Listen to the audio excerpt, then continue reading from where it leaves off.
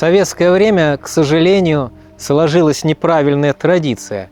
В самый день Пасхи, в первый день Пасхи люди приходили на кладбище. Но она вполне объяснима, потому что храмы были закрыты, а на самом деле даже советский безбожный человек ощущал какую-то потребность в стремлении к вечности.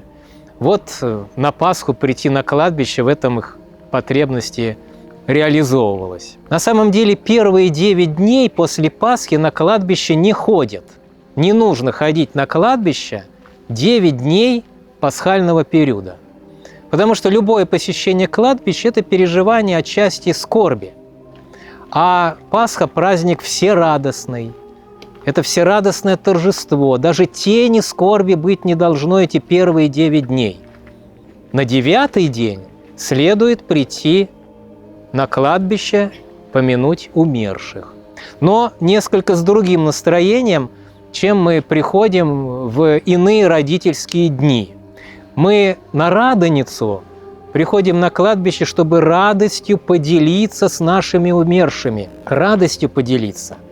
Наше внутреннее состояние, как говорят духоносные отцы, оно влияет на состояние души умерших после смерти. Мы свою радость им сообщаем, ведь для Бога нет мертвых, для Бога все живы.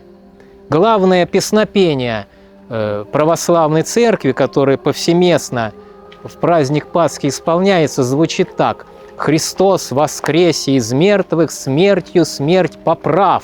Патисос, поправ, уничтожив, как вот какую-то ядовитую гадину мы ногой попираем, так Христос смерть уничтожил. Нет ее смерти.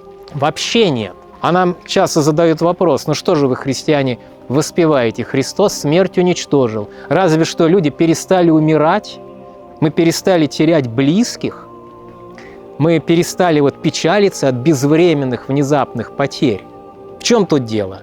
А дело в том, что на библейском языке слово «смерть» означает отлучение души от Бога. Есть только одна смерть, страшная смерть, когда душа без Бога существует. Вот это пребывание в аду, в страшном мраке, в безблагодатном состоянии, пребывание в мучении. Вот она, смерть. И вот эту смерть Господь уничтожил воскресением из мертвых. Теперь ничто не может человека отлучить от Бога, от божественной благодати. И смерть, как разлучение души и тела, она никакого значения уже не имеет, потому что все живы для Бога. И Пресвятая Богородица, чью материнскую любовь мы ощущаем каждый день, и святые угодники, которые рядом с нами присутствуют, и умершие наши близкие, как бы не тяжело было разлучаться нам с ними во время земной жизни, мы должны понимать, что они живы, живы у Бога. Вот. Они все живы, живы. И мы приходим на кладбище, чтобы в единстве этой пасхальной радости с ними провести светлые дни празднования воскресения Христа из мертвых. Христос воскресе!